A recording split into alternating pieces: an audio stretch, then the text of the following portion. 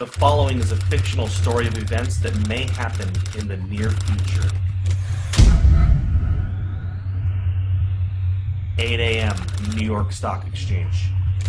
It's a cold, breezy day on Wall Street as markets await the Federal Reserve's announcement for QE4. Futures are up significantly. The Dow Jones just breached its 2008 high of 14,164.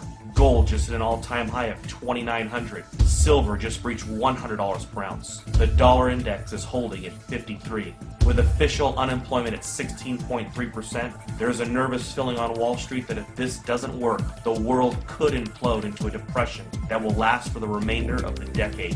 8:19 a.m. Beijing.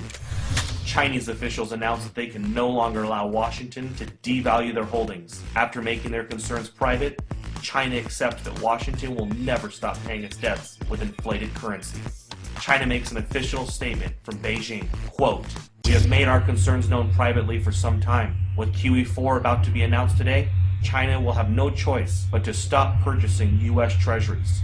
We have allowed Washington to try to work through their imbalances for 4 years. But with global inflation and U.S. consumers rapidly shrinking as a percentage of global GDP, we feel that a Western recovery is unlikely until they reform their entitlement programs." 8:45 a.m. New York Stock Exchange. Upon hearing the statement from China, Dow futures have a sharp reversal and begin to drop. Gold leaps past $3,000 per ounce, up $150 per ounce in the last 26 minutes. CNBC awaits a statement from the White House. 8:50 a.m. Washington, D.C. The president makes an official statement to calm investors' fears. He tells Americans that he has spoken with several G20 leaders. They have assured him that they will continue to increase their purchase of treasuries and believe that a strong U.S. economy is the only thing that will bring back global prosperity. He has also spoken to Chairman Bernanke, who assures him that a strong dollar will be the result of QE4. The president also reminds Americans that his recent New Deal recovery programs that he passed through executive order will increase the likelihood of a lasting recovery.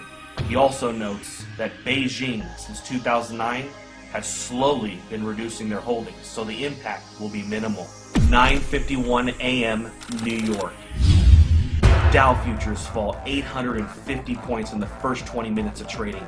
Markets are halted for 1 hour by the authorities. 10 a.m. Main Street, America. The news about the stock market in China has now spread. A panic begins to set in and unprepared Americans rush to the grocery store. In an attempt to purchase food and water, Americans that didn't know what was going on are alerted by all of the news stories and panic buying. Within 50 minutes, there is a nationwide rush to the stores. Empty store shelves in America become a reality. 10:52 a.m. New York. Markets reopen and the Dow Jones resumes its collapse. Investors around the world join the sell-off in bonds and stocks and begin to purchase commodities. Unlike the panic of 2008, this time commodities are seen as the only safe haven from a dollar crisis.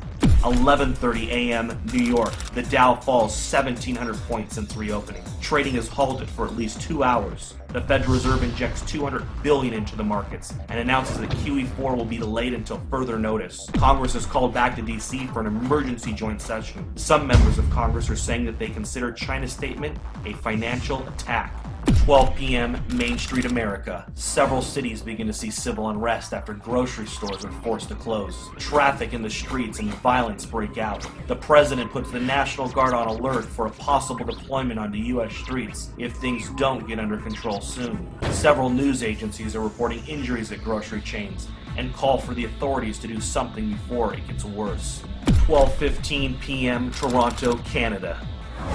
George Soros tells CNBC that a run on treasuries is imminent and that there is nothing the government can do to stop it.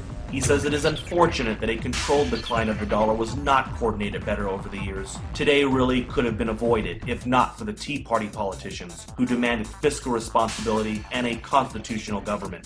3 p.m. Gold closes at $11.53 for the day at $4,053 per ounce. Silver closes at $173 per ounce. The president announces that due to civil unrest in some areas of the country, U.S. stock markets will remain closed for the rest of the day.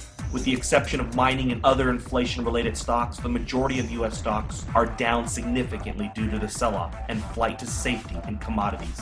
The Federal Reserve announces that it will begin to purchase U.S. treasuries and stocks in order to stabilize the markets. But this only feeds investors' fears of a full-blown treasury run and collapse of the dollar. 6 p.m.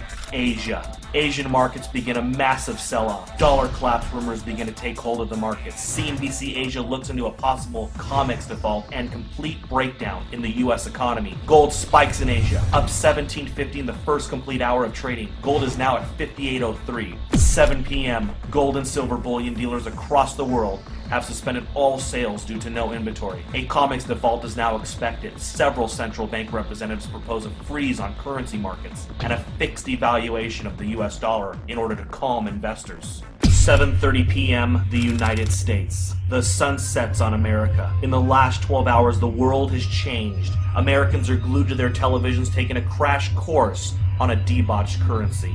Smoke from fires in the cities have put a dark cloud over the nation. 7:45, the Federal Reserve. The Federal Reserve announces it will inject $1.5 trillion into the markets in order to stop any further decline in stocks. 7:55 p.m., OPEC. The final nail in the coffin. OPEC nations halt oil trades in U.S. dollars until further notice. They will only accept euros, renminbi, or gold. 7:59 p.m. The Federal Reserve's announcement to inject $1.5 trillion into the markets causes a sharp reversal in overseas markets. Stocks begin to rally even as Main Street melts down. 8 p.m. Manhattan. Gerard Adams, president of the National Inflation Association, sends out an urgent email alert. In it, he informs members that it is with great sadness that the time to warn and prepare Americans for hyperinflation has ended.